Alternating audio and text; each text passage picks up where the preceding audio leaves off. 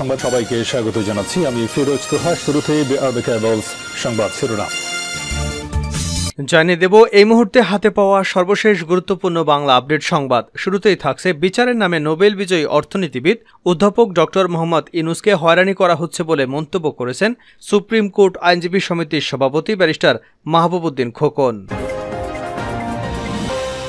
এবারে জানাবো বাংলাদেশ জাতীয়তাবাদী যুবদলের কেন্দ্রীয় সভাপতি সুলতান সালাউদ্দিন টুকু বলেছেন, একটি ডামি নির্বাচনের মাধ্যমে ক্ষমতায় এসে আওয়ামী লীগ দুর্নীতি আর লুটপাট করে অর্থনীতির ভঙ্গুর অবস্থা করে ফেলেছে।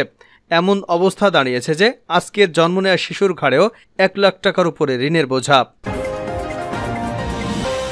জানাবো ব্যাংক হেকোরা শাস্তি না পেলে দেশ আর ঠিক হবে না বলে মন্তব্য করেছেন অ্যাডভোকেট সালমা ইসলাম। এদিকে প্রতিটি গ্রামকে নাগরিক সুবিধার আওতায় আনা হবে। প্রধানমন্ত্রীর এমন বক্তব্যকে উন্নয়নে রঙিন ফানুস বলে অভিহিত করেছে ইসলামী আন্দোলন বাংলাদেশ। এবারে থাকছে আওয়ামী লীগের যুগ্ম সাধারণ সম্পাদক ও ঢাকা ৮ আসনের সংসদ সদস্য কৃষিবিদ আফামা বাহাউদ্দিন নাসিম বলেছেন, ৬ দফার ভিত্তিতে দেশ স্বাধীন হয়েছে। ৬ দফা বাংলাদেশের স্বাধীনতার সংগ্রামের টার্নিং পয়েন্ট। যারা ৬ দফা মানে না, তারা বাংলাদেশের স্বাধীনতায় বিশ্বাস করে না, এরা দেশ বিরোধী অপশক্তি। এবং সর্বশেষ জানাবো আন্তর্জাতিক সংবাদ। পশ্চিমাদের হটিয়ে সমুদ্র দখল করছে তুর্কি যুদ্ধজাহাজ। গেল কয়েক বছর ধরেই বিশ্বের বিভিন্ন দেশে বাড়ছে তুর্কি ড্রোনের চাহিদা। বিশেষ করে স্বল্পমূল্যের ব্যাপক বিধ্বংসী যুদ্ধযান হিসেবে তুর্কি ড্রোনের ক্ষমতা ইউরোপ, আফ্রিকা এবং এশিয়া অঞ্চলে এর বাজার তৈরি করেছে। ড্রোন ছাড়াও বিভিন্ন দেশে পাল্লা দিয়ে বাড়ছে তুর্কি ক্ষেপণাস্ত্র এবং যুদ্ধজাহাজের চাহিদাও। এতক্ষণ শিরোনাম শুনছিলেন, এবার বিস্তারিত। প্রিয় দর্শক, আপনি যদি এই চ্যানেলে নতুন হয়ে থাকেন, ভিডিওটি দেখতে দেখতে চ্যানেলটি সাবস্ক্রাইব করে আমাদের সঙ্গেই থাকুন। আর এই ভিডিও সম্পর্কে আপনি আপনার মূল্যবান মতামতটি কমেন্ট বক্সে জানিয়ে দিন। আর হ্যাঁ প্রিয় দর্শক, জানিয়ে দিন ভিডিওটি কোথা থেকে দেখছেন। বিচারের নামে ডক্টর ইউনূসকে হয়রানি করা হচ্ছে ব্যারিস্টার খোকন। বিচারের নামে নোবেল বিজয়ী অর্থনীতিবিদ অধ্যাপক ডক্টর মোহাম্মদ ইউনূসকে হয়রানি করা হচ্ছে বলে অভিযোগ করেছেন সুপ্রিম কোর্ট আইনজীবী সমিতির সভাপতি ব্যারিস্টার মাহবুবউদ্দিন খোকন। বুধবার সাংবাদিকদের সঙ্গে আলাপকালে এমন মন্তব্য করেন তিনি। পুলিশের সাবেক মহাপরিদর্শক ও র্যাবের সাবেক মহাপরিচালক বেনজির আহমেদের বিচার প্রক্রিয়া নিয়ে সন্দেহ প্রকাশ করে মাহবুবউদ্দিন খোকন বলেন, বেনজিরকে নিয়ে র্যাব ও পুলিশকে পৃথক তদন্ত করা উচিত।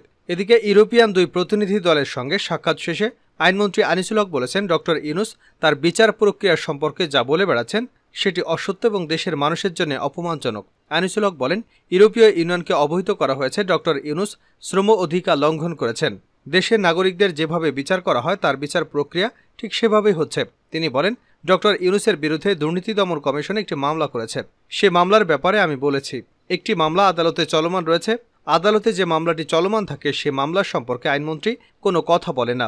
সে ব্যাপারটা তাদের বলেছি। ইউনূসের বিরুদ্ধে ট্যাক্স না দেওয়ার মামলা রয়েছে। তার একটি মামলায় তিনি আপিল বিভাগ পর্যন্ত গিয়ে হারার পরে ট্যাক্স দিয়েছেন। অন্যান্য মামলা যেগুলো রয়েছে সেগুলো ট্যাক্স না দেওয়ার মামলা। এর আগে ঢাকার বিশেষ জজ আদালত 4 প্রাঙ্গণে গণমাধ্যম কর্মীদের সঙ্গে আলাপকালে ডক্টর ইউনূস বলেন, আদালতে শুনানি চলাকালে একজন নিরপরাধ নাগরিকের একটা লোহার খাঁচার ভিতরে গিয়ে দাঁড়িয়ে থাকার বিষয়টি অত্যন্ত অপমানজনক। তিনি আরও বলেন, অনেক হয়রানির মধ্যে আছে, সেটারই অংশ, এটা চলতে থাকবে। আজকে সারাক্ষণ খাঁচার মধ্যে ছিলাম আমরা সবাই মিলে। যদিও আমাকে বলা হয়েছিল যে আপনি থাকেন, আমি বললাম সবাই যাচ্ছে, আমিও সঙ্গে থাকি। সারাক্ষণ খাঁচার ভিতরেই ছিলাম। ডক্টর ইউনূস বলেন, শুনানি চলাকালে কাঠগড়ায় কেন দাঁড়িয়ে থাকতে হবে? আমি আগেও প্রশ্নটি তুলেছি, আবারও সবার জন্য তুলেছি। এটা কি ন্যায্য হলো নাকি?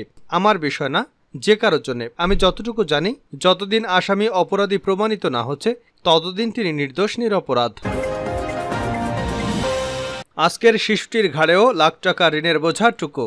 বাংলাদেশ জাতীয়তাবাদী যুবদলের কেন্দ্রীয় সভাপতি সুলতান সালাউদ্দিন টুকু বলেছেন, একটি ডামি নির্বাচনের মাধ্যমে ক্ষমতা এসে আওয়ামী লীগ দুর্নীতি আর লুটপাট করে অর্থনীতি ভঙ্গুর অবস্থা করে ফেলেছে। এমন অবস্থায় দাঁড়িয়ে আজকে যে শিশুটি জন্ম নিচ্ছে তার ঘাড়েও লাখ টাকার উপরে ঋণের বোঝা চেপে যাচ্ছে। বুধবার বিকেলে সিরাজগঞ্জ পৌর ভাসানী মিলনায়তনে জেলা যুবদল আয়োজিত কর্মী সভা এবং আন্দোলন সংগ্রামে কারাবরণকারী এবং হামলার শিকার নেতাকর্মীদের সংবর্ধনা অনুষ্ঠানে প্রধান অতিথির বক্তব্যে তিনি এসব কথা বলেন। টুকু বলেন, বাংলাদেশের এই অবস্থা হয়েছে সরকারের দুর্নীতি আর লুটপাটের কারণে। এদের কারণেই বাংলাদেশ ঋণগ্রস্ত। এরা বিচার ব্যবস্থা, পুলিশ বাহিনীকে ধ্বংস করে ফেলেছে, নির্বাচন ব্যবস্থাকে ধ্বংস করে দিয়েছে। টুকু আরও বলেন, সরকারের দুঃশাসন ও নির্যাতনে পিষ্ট সারা দেশের মানুষ। সবচেয়ে বেশি নিপীড়নের শিকার হয়েছেন শহীদ রাষ্ট্রপতি জিয়াউর রহমানের পরিবার। ব্যাংকে করা শাস্তি না পেলে দেশ আর ঠিক হবে না, সংসদে অ্যাডভোকেট সালমা ইসলাম। ব্যাংক লুটেরা, ঋণখেলাপি এবং টাকা পাচারকারীদের সামাজিকভাবে বয়কট করার আহ্বান জানিয়েছেন সাবেক প্রতিমন্ত্রী এবং জাতীয় পার্টির কো চেয়ারম্যান অ্যাডভোকেট সালমা ইসলাম এমপি। তিনি বলেছেন, সময় এসেছে ওদের সামাজিকভাবে বয়কট করতে হবে। জাতীয় সংসদে এমন আইন পাশ করতে হবে যাতে তারা বিমানে উঠতে না পারে, ট্রেনের টিকিট না পায়, কোনো দামি গাড়িতে চড়া তো দূরে থাক, যেন কোনো রিকশাওয়ালাও তাদের গাড়িতে না তোলে, ঘৃণা প্রকাশ করে। আমি প্রধানমন্ত্রীর কাছে বিশেষ অনুরোধ করব, রাঘব বোয়াল, ঋণখেলাপি এবং অর্থ পাচারকারীদের বিরুদ্ধে যৌথ অভিযান পরিচালনা করা হোক। একই সঙ্গে ওদের বাসাবাড়ি সব ধরনের সার্ভিস বন্ধ করে দেওয়া হোক। বিশেষ করে ব্যাংক হ্যাকরদের যদি আমরা আগে শাস্তি দিতে না পারি তাহলে দেশ আর ঠিক হবে না। বুধবার জাতীয় সংসদে 24-25 অর্থবছরের প্রস্তাবিত বাজেটের উপর সাধারণ আলোচনায় অংশ নিয়ে অ্যাডভোকেট সালমা ইসলাম এসব কথা বলেন।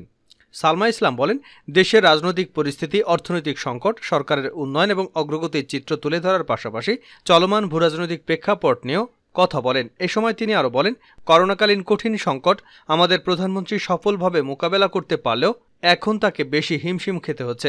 এর জন্য দায়ী এক শ্রেণীর দুর্নীতিগ্রস্ত এবং অর্থ পাচারকারী ব্যাংক লুটেরা, যারা বিভিন্ন সেক্টরে দুর্নীতি এবং ক্ষমতার অপব্যবহার করে দেশটাকে ধ্বংসের দ্বারপ্রান্তে নিয়ে গেছে। যদিও সরকার এখন এসব রাঘব বোয়ালকে শক্ত হাতে দমন করতে শুরু করেছে, এজন্য আমি প্রধানমন্ত্রীকে বিশেষভাবে ধন্যবাদ জানাতে চাই।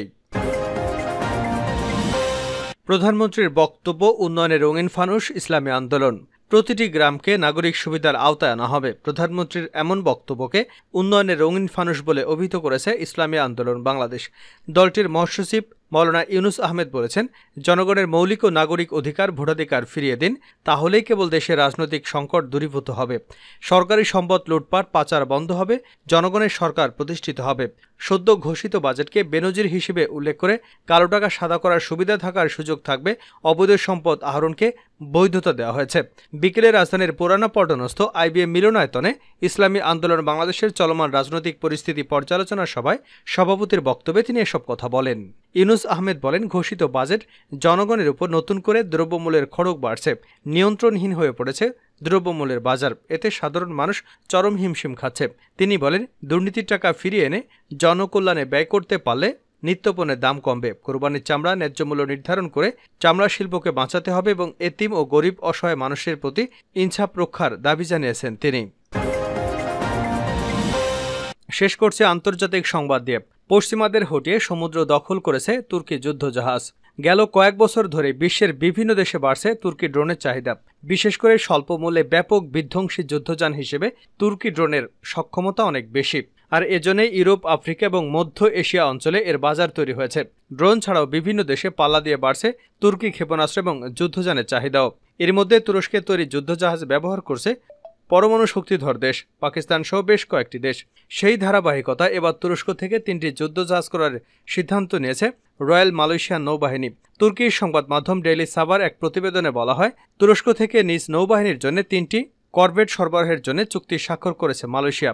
মালয় প্রতিরক্ষা মন্ত্রী মোহাম্মদ খালেদ নরদিন তুর্কি প্রতিরক্ষা সংস্থা সহ STM দ্বারা নির্মিত এসব করভেট সংগ্রহের জন্য মালয়েশিয়ার স্বীকৃতি চিঠি তুর্কি কর্তৃপক্ষের হাতে হস্তান্তর করেছে। এক বিবৃতিতে এমনটা জানায় তুর্কির প্রেসিডেন্সি অব ডিফেন্স ইন্ডাস্ট্রিজ। আঙ্কারায় অনুষ্ঠিত এক আয়োজনে উপস্থিত থেকে তুর্কি প্রতিরক্ষা শিল্পের প্রেসিডেন্ট হালুক গর্গুন জানান, যুদ্ধজাহাজ ক্রয়ের এক চুক্তি দুই দেশের মধ্যে কৌশলগত সম্পর্কের মাত্রাকে একটি নতুন দুয়ারে নিয়ে যাবে। গর্গুন জানান, এই প্রকল্পের সফল বাস্তবায়ন নিশ্চিত করবে যে রয়্যাল মালয়েশিয়া নৌবাহিনীর অন্যান্য প্রকল্পগুলিতে তুর্কি প্রতিরক্ষা শিল্পকে অগ্রাধিকার দেওয়া হবে, যা আগামী দিনগুলোতে বাস্তবায়নের পরিকল্পনা করা হয়েছে।